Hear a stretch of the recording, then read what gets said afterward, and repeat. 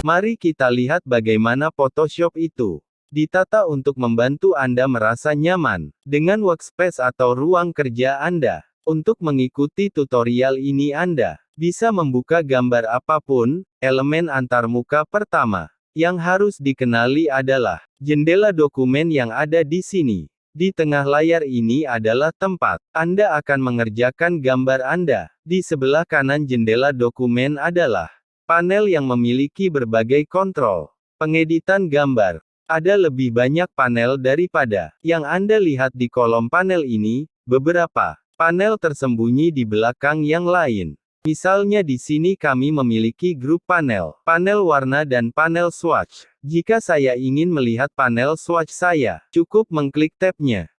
Dan itu membawanya ke depan sehingga saya dapat menggunakannya. Saya akan melanjutkan, dan memilih swatch biru. Di sini di panel swatch, dan warna itu akan diterapkan ketika saya menggunakan fitur warna lain seperti alat kuas atau brush tools. Ada beberapa panel yang tidak terbuka di antarmuka Photoshop. Untuk membuka salah satu panel itu arahkan ke menu jendela, dan pilih dari daftar panel alfabet. Ini panel yang tidak memiliki tanda centang, misalnya saya akan memilih panel histogram, kemudian panel histogram akan terbuka. Dan setelah saya selesai menggunakannya untuk mengevaluasi tones dalam foto, misalnya saya dapat menutupnya dengan mengklik panah runcing ganda di sini.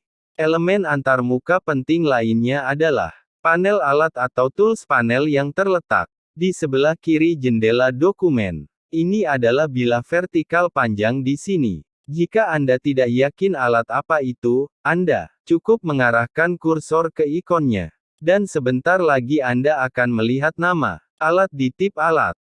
Untuk memilih alat cukup klik.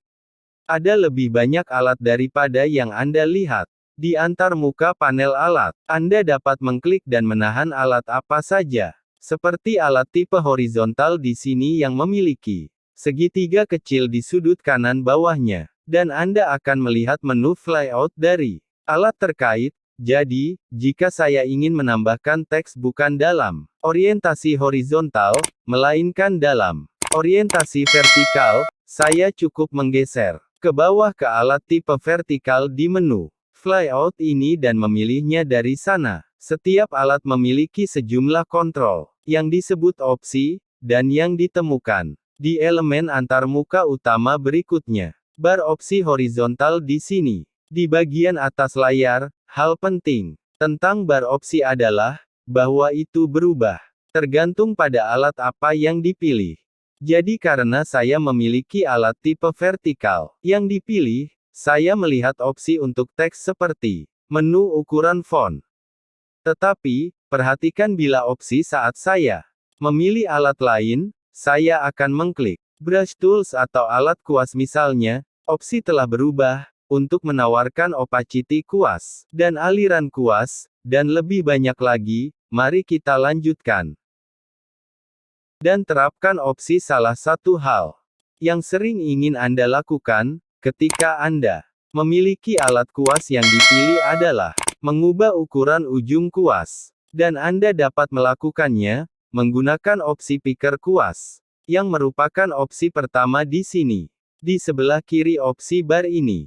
Saya akan mengklik opsi itu untuk membuka kuas picker, dan kemudian saya dapat memindahkan penggeser ukuran di kuas picker ke kanan untuk menambah ukuran ujung kuas, atau ke kiri untuk menguranginya.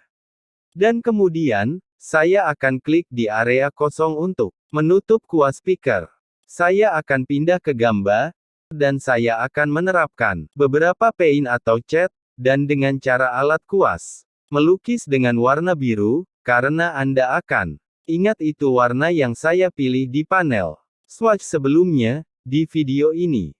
Omong-omong, jika saya berubah pikiran tentang goresan cat itu, atau apapun yang baru saja saya lakukan di Photoshop, saya dapat membatalkannya dengan menekan pintasan keyboard untuk membatalkan atau undo, yaitu perintah plus Z di Mac, atau Ctrl plus C di PC.